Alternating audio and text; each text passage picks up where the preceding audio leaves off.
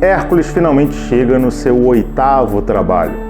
Já fazendo um disclaimer, aqui é o 8º porque a gente segue a correlação entre os trabalhos de Hércules e a mandala astrológica. No mito, em tese, esse é o 2º trabalho, que é justamente enfrentar a Hidra imortal de Lerna.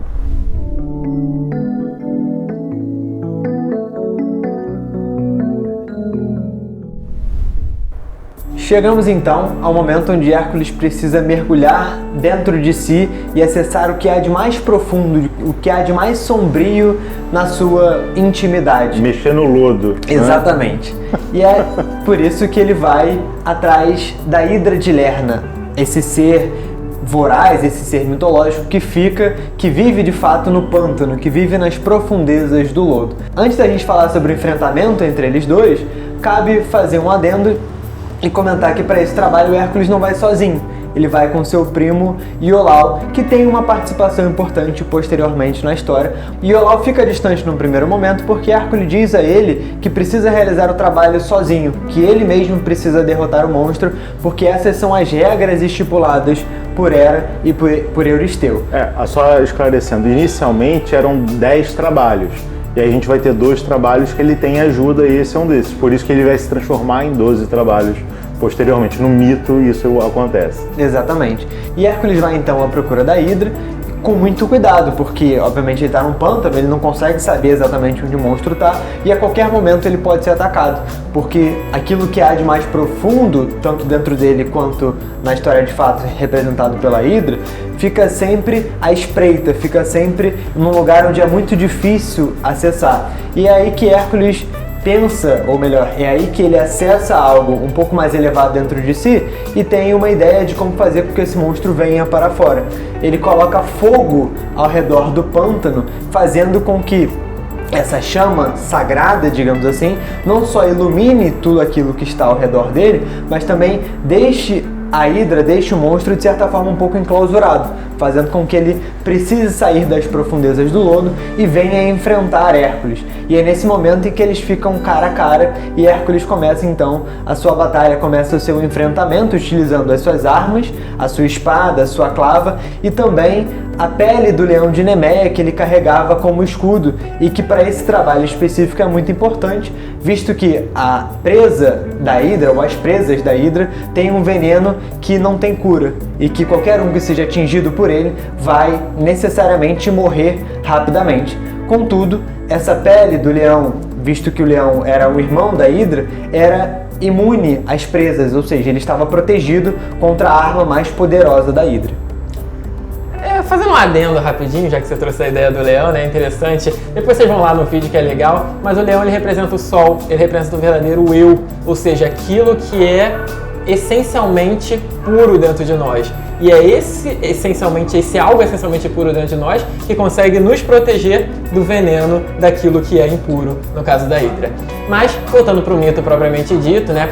Como o João disse, a Hidra ela vive no pântano, né? Ela vive na escuridão e Hércules utiliza o fogo, ou seja, utiliza a luz, para iluminar essa escuridão e ter acesso a essa Hidra.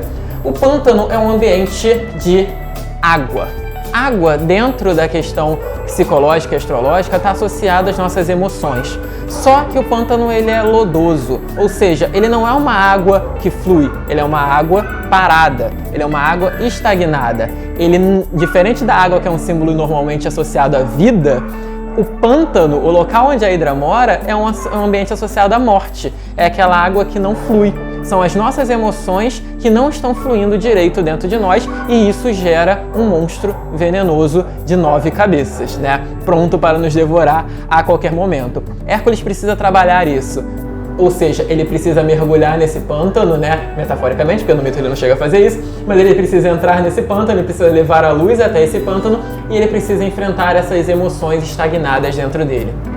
Se a gente for parar para pensar em um aspecto psicológico, as nossas emoções, elas não trabalham sozinhas. Elas estão associadas também aos nossos pensamentos, da mesma forma que os nossos pensamentos, em contrapartida, estão associados às nossas emoções.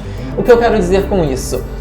Mesmo que um esteja mais equilibrado do que o outro, se a gente tem as nossas emoções extremamente desequilibradas, isso, por lógica faz com que os nossos pensamentos também estejam em algum nível desequilibrados. Não tem como você encontrar um ser que ele esteja completamente harmonizado mentalmente e completamente desarmonizado emocionalmente. Eles têm um paralelismo, eles se conectam de uma certa forma, né? Para aqueles que são mais da área do ocultismo, dentro da Kabbalah, é como se eu estivesse utilizando Hod e Netzah em associação um com o outro. Então Hércules entende, eu preciso vencer essas minhas emoções, mas eu não posso simplesmente bater de frente com elas. Eu preciso utilizar algo que está acima, eu preciso utilizar os meus pensamentos,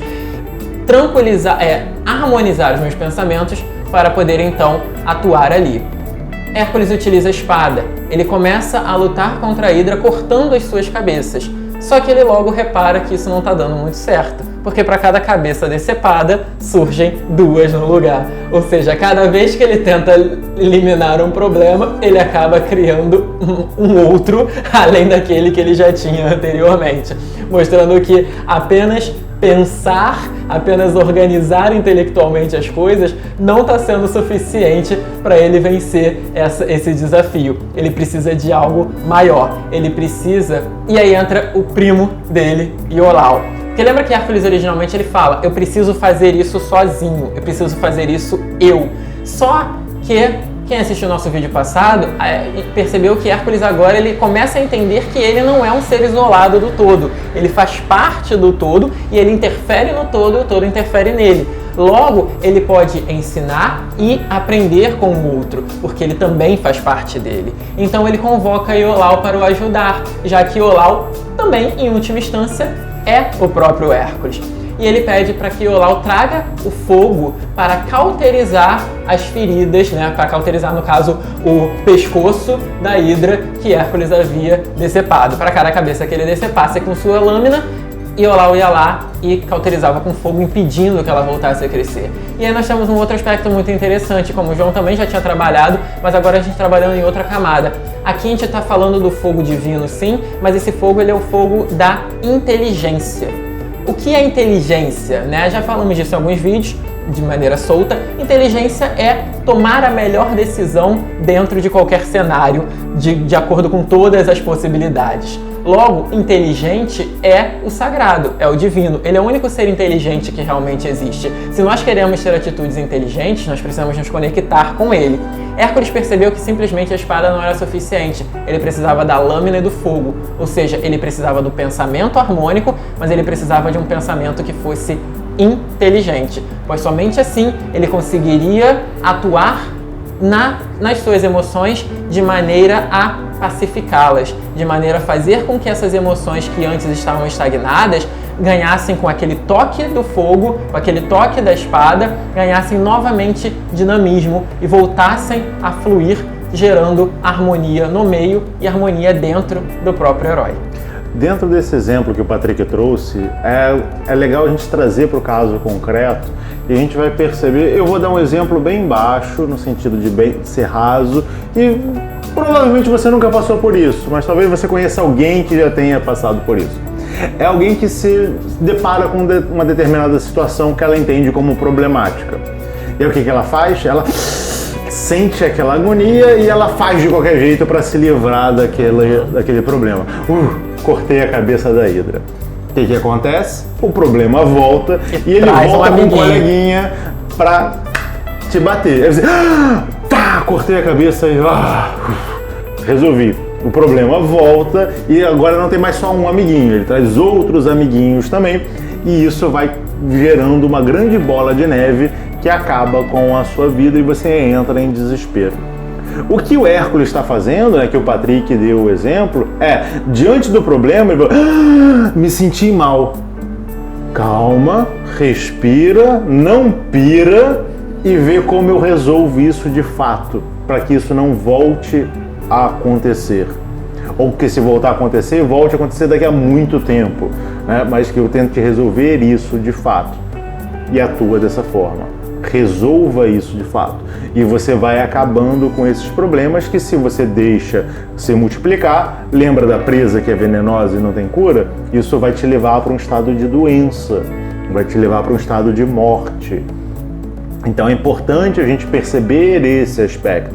Então Hércules, com a ajuda de Iolau, ou seja, ele utilizando dentro do mito que todos são um só, ele aprendeu com alguém do lado de fora e trouxe esse ensinamento para dentro dele. Dá uma olhada em pedradeafiar.org para você conhecer um pouco mais do nosso trabalho, inclusive dos nossos grupos de estudo, onde nós aprendemos um com o outro de maneira controlada, a fim de nos colocarmos de maneira harmônica dentro da manifestação. Então o Hércules teve esse auxílio e agiu acabando com as cabeças que não eram imortais. Porém, existia uma cabeça que era imortal. Hércules corta essa cabeça, elimina o corpo em si, mas a cabeça continua vivendo. Ele não pode deixar essa cabeça solta, porque ela continua sendo imortal e ela continua sendo extremamente venenosa. O que ele faz? Ele cava uma cova bem profunda, coloca a cabeça, enterra, coloca um monte de pedra em cima, no sentido de dominar aquilo. As nossas baixas paixões, elas nunca vão desaparecer, de fato, elas nunca vão morrer, elas são imortais. Por quê? Porque as nossas baixas paixões, elas representam, no plano manifesto mais denso, as nossas paixões mais elevadas, aquilo que nós desejamos de maneira mais elevada. Mas que se não existe uma conexão desses desejos com a vontade, de fato, elas se tornam soberanas. Mas quando você faz essa conexão, essas baixas paixões, elas estão soterradas embaixo dessa força maior, que as domina de fato. Se você alimenta a sua baixa paixão, ela se torna rei em relação a você. Ela passa a te guiar. Por isso que é importante a gente não dar alimento para as nossas baixas paixões, porque elas vão crescer nesse sentido. Então Hércules corta e enterra para que elas não comam mais nada, mas ela continua servindo de base para que a vida se manifeste. Ele inclusive faz uso do veneno para armar as suas flechas, para que quando ele for combater algo que precisa ser eliminado, ele não precise gastar energia em demasia, ele passa a ser incisivo. Ele vê, utiliza a inteligência para saber qual é a melhor solução e acerta, resolve, vai, atua, trazendo a harmonia para o cenário e eliminando a desarmonia, utilizando a força dos desejos para justamente agir no mundo de maneira harmônica, sob o domínio da vontade. E até o nosso próximo programa. Tchau, tchau.